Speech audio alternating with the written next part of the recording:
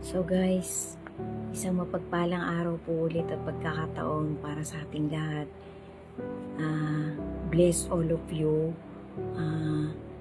Good health, a lot of peace of mind, and precious moments together with your family, your original family, and all of us still striving a lot to be upright, to do our ultimate mission in the sight of our Creator while we are still having this fragile life on this last generation of humanity. Amen. Panatilihin po nating malusog ang vehicle, ang ating sasakyan ng bawat isa sa atin.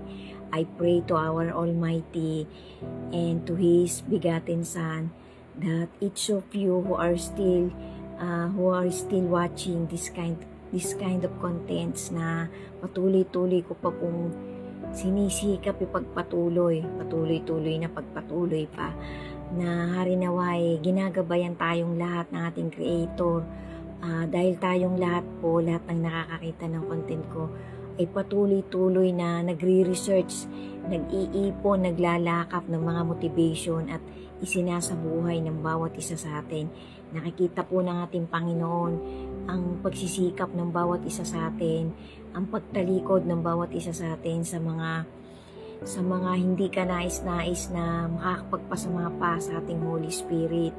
Nakikita ng Panginoon ang tunay na laman ng ating kaisipan, ng ating puso, ang tunay na intensyon ng bawat isa sa atin sa pagtatawid natin ng mga good deeds sa kahit anong oras, sa kahit kaninong tao. Amen. Naway lahat po tayo panatilihing pang malusog at ligtas, sampu ng ating buong pamilya, ng nag-iisang Creator, ang ating dakilang Diyos Ama at ang kanyang buktong na anak, na malapit na pong bumalik.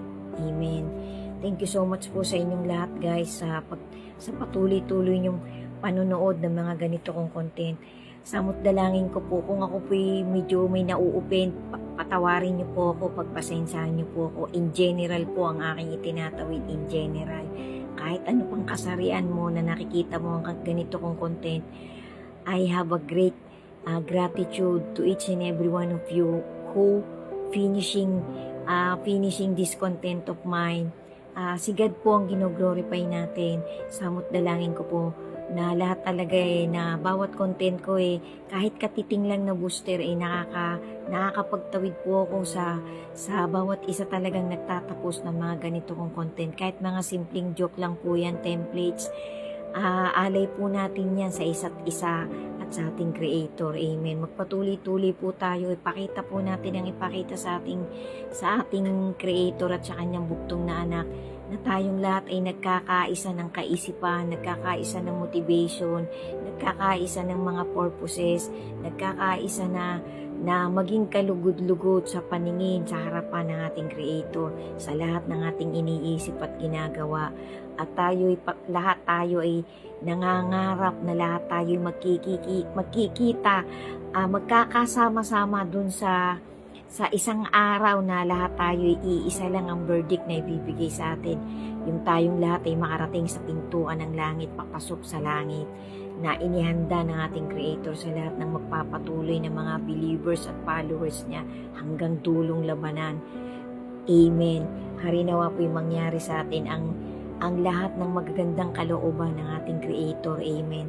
So guys, ituloy ko na po ito para magkaroon na ng ending tong season 28 ko. Abangan nyo po yung season 29. Pipilitin ko pong marami pa akong magaganda at mga motivation, talagang Bible verses, at talagang itinawid din po ng mga matutuwid at karapat dapat talagang tawaging pastor at evangelist ng huling generation natin, sapagkat sila po yung nagtatawid ng tapat, ng totoong gospel ng ating Lord Jesus, na ang pananalita po ng ating Lord Jesus ay galing talaga sa ating dakilang Diyos Ama. Amen. So huminto po ako dun sa number 5 guys, sa number 5 na we must say every now and then that I want my God to control these following areas of my life. Hayaan po natin ang maging controller ng ating buhay ay ang ating talagang creator through His begotten Son. So yung number 5 po, ulitin ko lang. I want my God to control my life. Galatians 2 verse 20, I have been crucified with Christ, and it is no longer I who live, but Christ lives in me. So parang parang kasing ang intindi ko po dito sa pagtatawid nung isang pastor, kasi parang dalawang pastor po ang nagtawid nitong itinatawid ko sa inyo ngayon na yung isa po yung isa po pinagpahinga na ng ating creator. Nandun na po siya, naghihintay na lang po siya ng verdict ng ating creator na makakasabay po nating lahat. Sabi po nitong isang pastor na buhay pa ngayon, halos hindi po nagkakalayo ang pagtatawid nila, na yun daw po talagang pagkakaroon ng ating Lord Jesus ng crucifixion, ng Kalbaryo, ipinako na po ng ating Lord Jesus ang lahat ng kasalanan ng humanity, generation by generation. Tumawid po ang pagtubos ng ating Lord Jesus. Kaya kung ang sino man sa atin, anumang nationality mo, kung makikita mo ang content ko na to na pagtsatsagaan mong tapusin, ginoglorify mo ang ating creator. Kasi ang itinatawid ko, ang ipinapakiusap ko sa mga ganito kong content, tapusin mo kung sino ka man.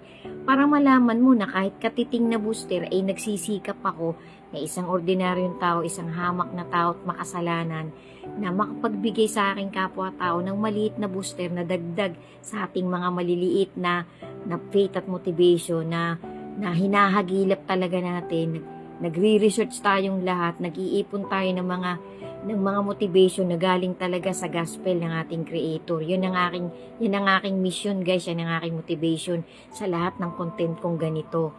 So, sana ipagtyagaan nyo pong tapusin para po kahit papano maisip nyo, mapanood nyo, makita nyo na talagang itong ordinaryong taong to, itong babaeng to, na PWD nga po, 2 times cancer survivor, nagsisikap talagang makapagbigay ng maliit na booster sa aking kapwa-tao.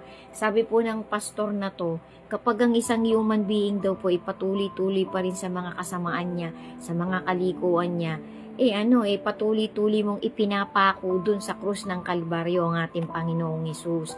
Kasi nag-resurrected na siya nagtagumpay siya sa pagtubos ng kasalanan ng buong humanity. Kaya nga po siya babalik na kasi napagtagumpayan niya ang pinakamatinding iririgalo niya po sa mga followers niya at believers niyang nagtagumpay, kasama nung mga naunang apostol at nung mga naunang tao pa nung unang siglo na naging mga propeta, na naging mga mabubuting believers ng ating creator. Bibigyan niya po ng buhay na walang hanggan, kasi nga po nagtagumpay silang sumunod sa pagsusumakit nila sa mundong ito na labanan talaga lahat ng uri ng toxin, lahat ng uri ng deception ng kalaban ng ating Panginoon. Kasi magkakaroon po ng bagong mundo at bagong langit. Kasi dalawa po ang nililinis ng ating Lord Jesus, yung pong itaas at itong ibaba.